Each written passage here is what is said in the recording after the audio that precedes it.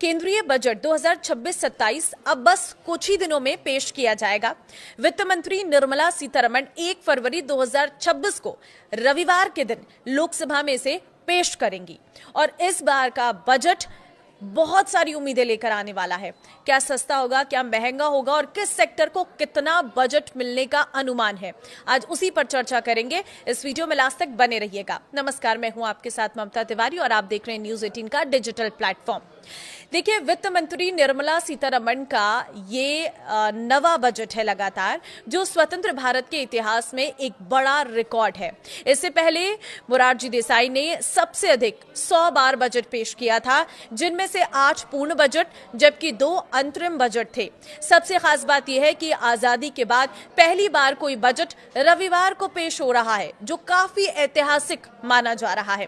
पहले भी कभी कभी शनिवार को बजट आया था, जैसे 2015 में, 2016 में अरुण जेटली ने पेश किया था, लेकिन रविवार का ये पहला मौका है। इस बार बजट से आम जनता से लेकर इंडस्ट्री के अलग अलग एक्सपर्ट्स को कई सारी उम्मीदें हैं। किसानों को पीएम किसान, फसल बीमा, सिंचाई योजनाओं से पैसा अधिक मिलने की उम्मीद है, तो उद्योग जगत को ग्रोथ के लिए पॉलिसी सपोर्ट, टैक्स में आसानी और मैन्युफैक्चरिंग को बढ़ावा देने वाले ऐलान की उम्मीद है। ये बजट देश की अर्थव्यवस्था को मजबूत बनाने और आम आदमी की जिंदगी आसान करने वाला हो सकता है। लोग उत्सुकता से इंतजार कर रहे हैं कि वित्त मंत्री आखिर क्या क्या ऐलान करती हैं, क्योंकि ग्लोबल टेंशन के बीच ये बजट काफी अहम होगा। सबसे पहली चीज, टैक्स स्लैब में बदलाव की उम्मीद आप भी जरूर चाहते होंगे, क्योंकि एक्सपर्ट्स का मानना है कि इस बार सरकार पुरानी टैक्स रिजीम के स्लैब में बदलाव कर सकती है।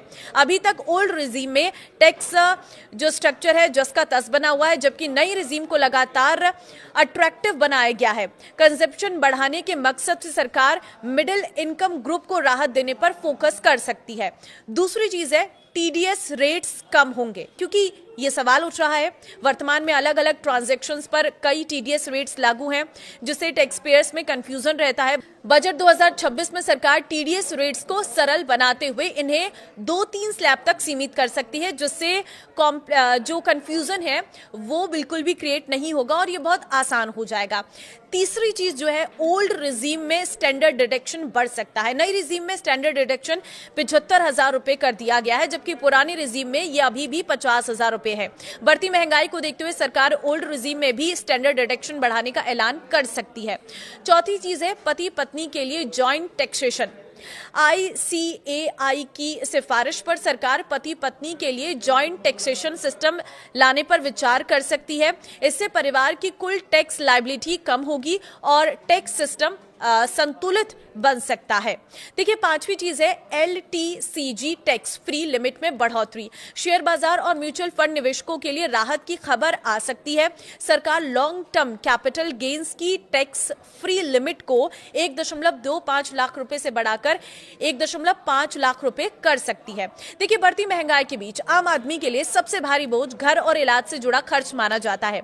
ऐसे में टैक्स पेयर्स उम्मीद कर रही है कि टैक्स स्लैब में बदलाव के साथ साथ सरकार रोजमर्रा के जरूरी खर्चों पर छूट देकर उन्हें राहत दे। मौजूदा समय में होम लोन के जो ब्याज है उस पर 2 लाख रुपए तक की जो छूट मिलती है, ये प्रॉपर्टी की बढ़ती कीमतों के मुकाबले काफी कम मानी जा रही है।